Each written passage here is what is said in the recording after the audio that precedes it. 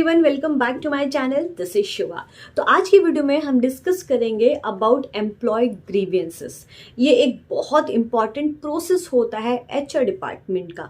आज हम डिटेल में डिस्कस करेंगे about employee grievances and process, किस तरह से आप एम्प्लॉय ग्रीवियंसेस जो है हैंडल कर सकते हो एंड किस तरह से आप डिसीजंस ले सकते हो, क्या इंपॉर्टेंस होता है एम्प्लॉय ग्रीवियंसेस का। तो आगे बढ़ने से पहले अगर आप मेरे चैनल पे नए हो तो मेरे चैनल को सब्सक्राइब कर देना, बेल आइकन को हिट कर देना फॉर द नोटिफिकेशन। तो चलिए आज का वीडियो स्टार्ट करते हैं। सो इन केस आपके ऑर्गेनाइजेशन में कोई भी एम्प्लॉय ने अपने प्रॉब्लम्स आपके साथ शेयर किए, एम्प्लॉय ग्रीवियंसेस बताए हैं, जो उनके प्रॉब्लम्स है बताए हैं, तो प्लीज आप पहले उसे सॉर्ट आउट कीजिए। जो भी प्रोसेस होते हैं, जो स्टेप्स होते हैं वो स्टार्ट कीजिए, जिससे कि एम्प्लॉय को भी अच्छा लगेगा कि उनके प्रॉब्लम्स सुने हैं एंड वो सॉल्व हो जाएंगे। एंड ट्राई करें कि आप उसे एक पॉजिटिव सोल्यूशन दे, जिससे कि वो भी कंफर्टेबल हो जाए एंड अच्छे से काम कर सके। ओके, तो चलिए अब हम डिस्कस करते हैं what is employee grievances. See, grievances means problems, issues जो कि एम्प्लॉय फेस करते हैं अपने वर्किंग कल्चर में या अपने वर्किंग प्लेस पे। जैसे कि टीम लीडर से उनको कोई प्रॉब्लम हो, या अपने कॉलिग से प्रॉब्लम होता है, या सैलरी से रिलेटेड, पॉलिसी से रिलेटेड, या जॉब से रिलेटेड, अपने प्रोफाइल से रिलेटेड, या कुछ भी ऐसे जो प्रॉब्लम्स हो जिससे कि एम्प्लॉय काम नहीं कर पा रहे, फोकस नहीं पा रहे, वो अनसेटिस्फाई है, ओके, उसे कहते हैं एम्प्लॉय ग्रीवियंसेस। ग्रीवियंसेस जो भी प्रॉब्लम्स होते हैं एम्प्लॉयज को, वो एचआर को शेयर करते हैं, बताते हैं and HR as per the process इस प्रॉब्लम को, इश्यूज को सॉल्व करते हैं। तो ये एम्प्लॉय ग्रीवियंसेस सॉल्व करने के लिए पॉलिसीज होती है। पॉलिसीज में ये बताया जाता है, प्रोसेस होता है जिसमें ये बताया जाता है कि क्या रूल्स होते हैं, गाइडलाइंस होते हैं एंड किस तरह से एम्प्लॉय ग्रीवियंसेस को सॉल्व किया जाएगा। सो ग्रीवियंसेस पॉलिसी जब आप बनाते हो तो आपको कुछ एलिमेंट्स के बारे में जरूर ध्यान रखना है कि आपके एम्प्लॉय ग्रीवियंसेस पॉलिसी में क्या होना चाहिए। देखिए, सबसे पहले तो आपको एम्प्लॉय की सेफ्टी के बारे में ध्यान रखना है, हेल्थ के बारे में ध्यान रखना है। तो देखिए, यहाँ पे क्या होता है, जब कोई एम्प्लॉय काम करता है तो अगर वो मेंटली डिस्टर्ब है किसी प्रॉब्लम को लेके, जैसे कि टीएल अच्छे से बिहेव नहीं कर रहा है, उसको काम नहीं मिल रहा है, सिर्फ सपोर्ट का काम मिल रहा है जो उसके प्रोफाइल से बहुत कम है या मैच नहीं कर रहा है, तो एम्प्लॉय यहाँ पे भी अनसेटिस्फाई होते हैं और मेंटली उनको बहुत प्रॉब्लम्स होती है, स्ट्रेस लेवल बढ़ जाता है।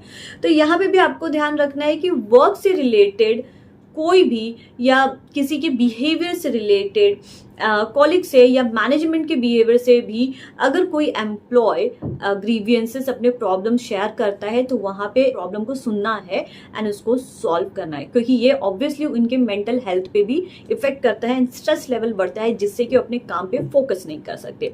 आपको ये भी देखना है कि किसी भी एम्प्लॉय के साथ डिस्क्रिमिनेशन नहीं होना चाहिए in terms of money, in terms of salary, colour, height, या बॉडी से रिलेटेड, रिलीजन से रिलेटेड, ऐसे किसी भी चीज से, या किसी के आईक्यू लेवल, वो बहुत अच्छा काम करता है, बहुत इंटेलिजेंट है, ये बहुत स्लो है, इस तरह से भी लेके किसी भी एम्प्लॉय के साथ डिस्क्रिमिनेशन नहीं होना चाहिए। इस बात का भी ध्यान रखना है एंड इस बात को भी पॉलिसी में मेंशन करना है कि अगर ऐसा होता है तो क्या एक्शंस लिए जाएंगे। अगर वर्किंग प्लेस में कोई हरासमेंट होता है किसी भी एम्प्लॉय के साथ, तो उसके अगेंस्ट भी क्या एक्शंस लिए जाएंगे, स्ट्रॉन्ग एक्शंस जो है तो वो पॉलिसी में होने चाहिए।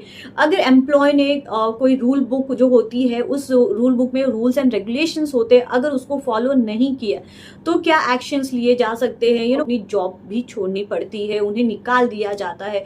तो ऐसे भी कोई स्ट्रॉन्ग एक्शंस होते हैं तो वो पॉलिसी में होनी चाहिए। वर्किंग आवर्स एंड कंडीशन से रिलेटेड अगर इश्यूज हो रहे हैं तो उसमें भी पॉलिसीज होनी चाहिए। डेज होते हैं उसमें भी पॉलिसीज होनी चाहिए। एंड इवन कभी छुट्टियां, कॉम्प ऑफ की भी पॉलिसी होती है, अगर उसमें भी कोई एम्प्लॉयज कंफर्टेबल नहीं है तो उससे भी रिलेटेड पॉलिसीज होनी चाहिए। मैनेजमेंट के लिए भी होते हैं, जो सीनियर्स होते हैं, जो हायर मैनेजमेंट होते हैं, अगर उन्होंने भी कोई ऐसा पॉलिसी ब्रेक किया है, कुछ किया है, तो ऐसे केसेस में भी क्या एक्शंस लिए जा सकते हैं, क्या प्रोसेस होता है, वो भी एम्प्लॉय ग्रीवियंसेस पॉलिसी में होनी चाहिए। तो जब भी आप पॉलिसी बनाइए जरूर ध्यान रखिए कि आपको क्या क्या पॉइंट्स आपके पॉलिसी में होनी चाहिए एंड किस तरह से आपको उसे बनाना है, तभी आप अपने एम्प्लॉयज की प्रॉब्लम्स जो है, एम्प्लॉय ग्रीवियंसेस आप सॉल्व कर पाओगे। सो अब एम्प्लॉय ग्रीवियंसेस के टाइप्स क्या होते हैं। देखिए, यहाँ पे 3 टाइप्स होते हैं। फर्स्ट, एम्प्लॉय, इंडिविजुअल एम्प्लॉय, मतलब अगर किसी एक एम्प्लॉय को भी प्रॉब्लम है, वो इशू फेस कर रहे हैं, तो वहां पे भी आपको सुनना है। That is individual employee grievances. अब बहुत सारे ऑर्गेनाइजेशन में किसी चीज को चेंज करके, जैसे वर्किंग आवर्स चेंज कर लिया है, कोई पॉलिसी में न्यू मॉडिफिकेशंस हो गए, एड ऑन हो गए या रिमूव कर दी गई है, तो उससे भी रिलेटेड पूरी ऑर्गेनाइजेशन या किसी पर्टिकुलर टीम या प्रोजेक्ट से रिलेटेड कोई इशू होता है, तो एक प्रॉपर टीम, पर्टिकुलर टीम और ग्रुप ऑफ एम्प्लॉयज है वो अपने ग्रीवियंसेस रेज करते हैं। तो ऐसे एम्प्लॉयज के लिए भी जो ग्रुप्स होते हैं या टीम्स होते हैं, उनके लिए भी एम्प्लॉय ये पॉलिसी होनी चाहिए, एम्प्लॉय ग्रीवियंसेस पॉलिसी होनी चाहिए। इसे कहते हैं ग्रुप ग्रीवियंसेस पॉलिसी और डिपार्टमेंट ग्रीवियंसेस। मतलब अगर आपने कोई चेंजेस किया है जिसकी वजह से पूरी डिपार्टमेंट में प्रॉब्लम हो रही है, इश्यूज हो रहे हैं, अफेक्ट हो रहा है, उनको प्रॉब्लम्स हो रही है, फेस कर रहे हैं, तो यहाँ पे डिपार्टमेंट ग्रीवियंसेस होता है। यहाँ पे कोई दूसरा डिपार्टमेंट नहीं, जैसे डेवलपमेंट में आपने कोई चेंजेस किया एंड डेवलपमेंट की टीम को प्रॉब्लम्स हो रहे हैं, उन्हें इश्यूज हो रहे हैं, वो कंफर्टेबल नहीं है, सेटिस्फाई नहीं है, तो उस डिपार्टमेंट के प्रॉब्लम्स को भी आपको सॉल्व करना है एंड उसे कहते हैं डिपार्टमेंट ग्रीवियंसेस। पता चल गया कि एम्प्लॉय ग्रीवियंसेस क्या होता है, उसके पॉलिसीज किस तरह से बनानी है, क्या एलिमेंट्स होने चाहिए। अब हम ये देखते हैं कि प्रोसेस क्या होता है। अगर आप किसी एम्प्लॉय के प्रॉब्लम सॉल्व कर, ग्रीवियंसेस को सॉल्व कर रहे हैं, तो उसके भी प्रोसेस होते हैं, आपको कैसे हैंडल करना है। फर्स्ट, आपको जो है एम्प्लॉय को बताना है कि एम्प्लॉय ग्रीवियंसेस प्रोसेस क्या होता है एंड इसकी स्टेप बाय स्टेप किस तरह से फॉलो करने हैं। तो सबसे पहले तो एम्प्लॉय को एक कंप्लेंट रेज करना है। एम्प्लॉय या तो एचआर को ईमेल ड्राफ्ट कर सकता है, ईमेल शेयर कर सकता है, या तो वो उसे फेस टू फेस डायरेक्टली बात भी कर सकता है, या तो वो उसे लेटर भी दे सकता है। That is email grievances letter एक होता है, वो भी अपने लेटर में फ्री हैंड, जिसे कहते हैं खुद जो भी उनके प्रॉब्लम्स हो एक लेटर में लिख के एचआर को भी दे सकते हैं। या तो एम्प्लॉय ग्रीवियंसेस पोर्टल होता है, वहां पे जाके रजिस्टर करके अपने ग्रीवियंसेस को वहां पे शेयर कर सकते हैं। तो जैसे ही ग्रीवियंसेस एचआर के पास आता है, तो पहले एचआर को तो पहले समझना है कि ये क्या प्रॉब्लम है जो कि एम्प्लॉय फेस कर रहा है, किस तरह से उसको सॉल्व करना है। फिर उसको एम्प्लॉय से बात करनी है कि एग्जैक्टली क्या प्रॉब्लम है। उसके बाद अगर उसमें कोई दूसरा थर्ड पार्टी भी है या कोई दूसरा एम्प्लॉय भी है जो उसमें इन्वॉल्व है, तो उससे भी बात करनी है। लेट्स से एग्जांपल कि कोई एम्प्लॉय उसको बार बार टीज कर रहा है, चिढ़ा रहा है, उसे बहुत पुअरली, बहुत गंदी तरीके से उसे ट्रीट किया जा रहा है, काम नहीं दिया जा रहा है, ऐसा कुछ। तो ऐसे केसेस में जो भी उसमें इन्वॉल्व है, कॉलीग है या टीम लीडर है, तो दोनों से बात करनी है face to face and then problem solve करनी है।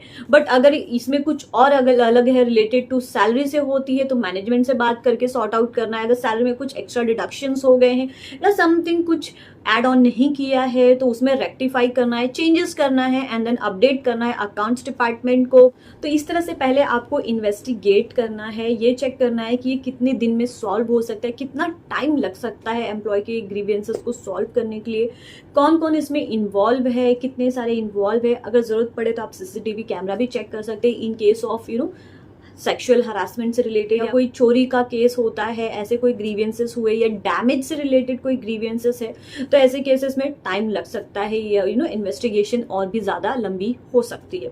सो टोटली डिपेंड करता है एम्प्लॉय की ग्रीवियंसेस प्रॉब्लम्स क्या है एंड अकॉर्डिंगली ही आपको एम्प्लॉय को भी बताना है कि कितनी जल्दी आप उसकी प्रॉब्लम को सॉल्व कर पाओगे। फिर आपको एम्प्लॉय को फिर से वार्न भी करना है, बताना भी है, वार्निंग्स भी देनी है कि वापस ये गलती नहीं होनी चाहिए। अगर होगी तो मे बी आगे फ्यूचर में आप अपनी जॉब भी खो सकते हो, क्योंकि ऐसी बहुत सारी जो मिस्टेक्स है, जो गलतियां है एम्प्लॉयज करते हैं। समटाइम्स ऐसा भी होता है कि ऑन द स्पॉट एम्प्लॉय को फायर कर दिया जाता है, जॉब से निकाल दिया जाता है।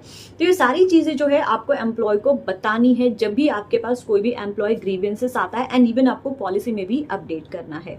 तो इस तरह से आपको एम्प्लॉय ग्रीवियंसेस सॉल्व करने हैं, उनके प्रॉब्लम सॉल्व करने हैं। इंपॉर्टेंस, अगर आपने किसी भी एम्प्लॉय के ग्रीवियंसेस सॉल्व नहीं किए तो डेफिनेटली वो ऑर्गेनाइजेशन छोड़ के दूसरी ऑर्गेनाइजेशन में ज्वाइन करेंगे, एंड उसके बाद आपके ही ऑर्गेनाइजेशन और एचआर के नेगेटिव फीडबैक जो है सब जगह जाते हैं, क्योंकि एक से दूसरे के पास जाता है, एंड इस तरह से नेगेटिव फीडबैक बढ़ते जाएंगे तो कंपनी का जो रेपुटेशन है डाउन होते जाता है। तो आपको ध्यान रखना है कि आपको एम्प्लॉय के ग्रीवियंसेस सॉल्व करने हैं।